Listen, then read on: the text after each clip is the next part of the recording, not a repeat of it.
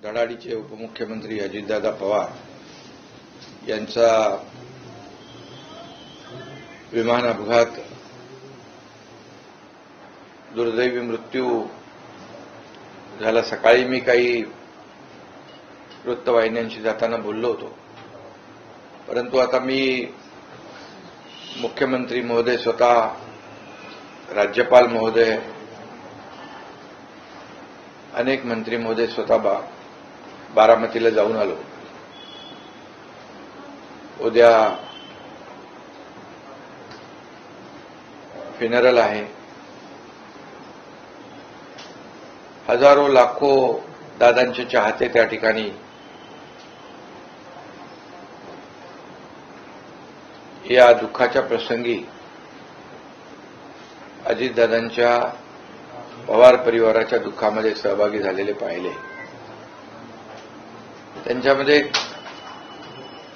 अजितदादांच्या बद्दलचं प्रेम आणि झालेल्या घटनेबद्दल अतिशय अतीव दुःख त्यांच्या प्रत्येकाच्या चेहऱ्यावरून दिसत होतं।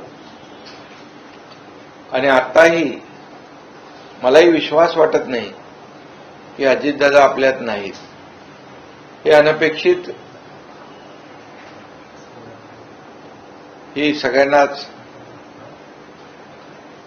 मनाला वेदना देणारी, चटका लावून जाणारी घटना, दुर्दैवी घटना घडलेली आहे।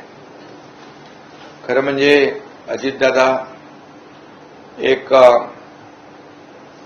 आपण त्यांना नेहमीच सडेतोड, स्पष्ट वक्ते, रोखटोक बोलणारे म्हणून त्यांची ओळख आहे। आणि शब्द पाळणारे आणि वेळ पाळणारे अजितदादा आपण पाहिले। त्यांनी सकाळी 6 वाजता देखील एखाद्या कार्यक्रमाची किंवा पाहणी दौऱ्याची अपॉइंटमेंट दिलेली आपण पाहिलेली आहे, परंतु वेळ पाळणारे अजितदादा अवेळी निघून गेले, हे अतिशय दुर्दैवी आहे। एक महाराष्ट्रातला लोकनेता हरपलेला आहे।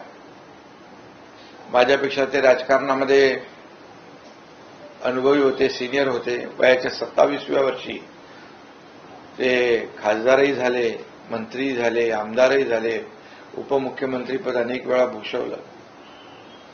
आणि एक मोठा भाऊ गेल्याचे दुःख मनामध्ये आहे। एक महाराष्ट्रातला लोकनेता, स्पष्ट वक्ता नेता, खऱ्या अर्थाने त्यांना सगळे लोक आदराने दादा म्हणायचे। या महाराष्ट्रातला सगळ्यांचा दादा हरपलाय, अशा प्रकारची भावना या ठिकाणी मी व्यक्त करतो। त्यांच्या कुटुंबियांची देखील आम्ही भेट घेतली। त्या ठिकाणी त्यांची मुलं आणि पवार वहिनी, त्याचबरोबर पवार साहेब होते, सुप्रियाताई, सर्वच कुटुंबियांची देखील भेट घेतली। अतिशय दुःखामध्ये, शोकसागरामध्ये दुःखाच्या हे सर्व पवार कुटुंबीय त्या ठिकाणी पाहायला मिळाले आणि त्यांच्या दुःखामध्ये आम्ही सगळेजण सहभागी होण्यासाठीच गेलो होतो। सर, खरं तर खूप दुःखाची गोष्ट म्हणावी लागेल, मात्र याचं हे दुःख त्यांना पेलण्याची शक्ती ईश्वराने प्रदान करावी, कुटुंबियांना ही प्रार्थना देखील मी करतो। सर, या गोष्टीचं राजकारण कुठेतरी केलं जात आहे। ममता बॅनर्जींनी आरोप केलेला आहे की या सगळ्या गोष्टी चौकशी व्हावी, असं एक आरोप जो आहे तो ममता बॅनर्जींनी केलेला आहे। कसं होतं तुम्ही? खरं म्हणजे हे आरोप करण्याची आता ही वेळ नाहीये, राजकारण करण्याची वेळ नाहीये। यामध्ये या राज्यातले उपमुख्यमंत्री अपघातात त्यांचा मृत्यू झालेला आहे, दुर्दैवी मृत्यू झालेला आहे। आणि अशा वेळेस संपूर्ण महाराष्ट्र शोकसागरात, दुःखामध्ये बुडून गेलेला आहे। आणि अशा वेळेस राजकारण करणं हे अतिशय दुर्दैवी आहे। आणि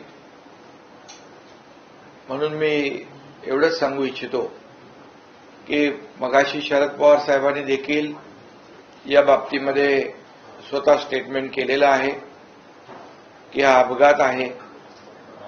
कुठल्याही परिस्थितीचा या बाबतीमध्ये कुणी राजकारण करू नये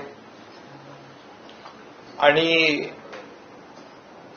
या घटनेचं राजकारण देखील कुणी करू नये. ही आपली संस्कृती महाराष्ट्राची नाही. त्यामुळे पवार साहेबांनी देखील त्याचं स्टेटमेंट त्यांचं दिलंय. मी देखील या ठिकाणी सांगतो की या घटनेचं राजकारण, दुर्दैवी राजकारण कुणीही करू नये आणि जे अजितदादांचे कुटुंबीय आहेत त्यांच्या दुःखावर फुंकर घालण्याचं काम केलं पाहिजे. परंतु अशा प्रसंगात राजकारण, दुर्दैवी राजकारण करणं हे खूप मोठं दुर्दैव आहे. सर, हिंदी में जानना चाहेंगे आपसे. आप बारामती गए थे, आपने अजितदादा पवार के परिजनों से आप मिले, क्या कुछ हुआ? ये सुबह जब जो दुर्भाग्यपूर्ण घटना जो मैंने सुनी तब मुझे भरोसा ही नहीं हुआ, विश्वास ही नहीं हुआ. अभी हम बारामती जाके आए. बारामती में अजितदादा पवार जी के परिवार से सब मिले हम लोग. सभी परिवारजन बहुत ही काफी दुखी कष्टी है. ये न सहने वाला दुख है और अभी मुझे भी भरोसा नहीं हो रहा है कि अभी भी अजितदादा हमारे में नहीं है, क्योंकि एक दिलदार, स्पष्ट वक्ता, जो रोक-टोक बोलने वाला, जो काम होने वाला उसको तुरंत करने वाला, जो नहीं होने वाला उसको ना बोलने वाला, ऐसा हमारा एक सहयोगी आज हमारे में नहीं रहा है.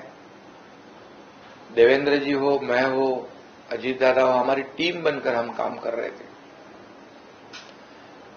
उनके डिप्टी सीएम जब वो थे तब मैं मंत्रिमंडल में था, मैं मुख्यमंत्री था.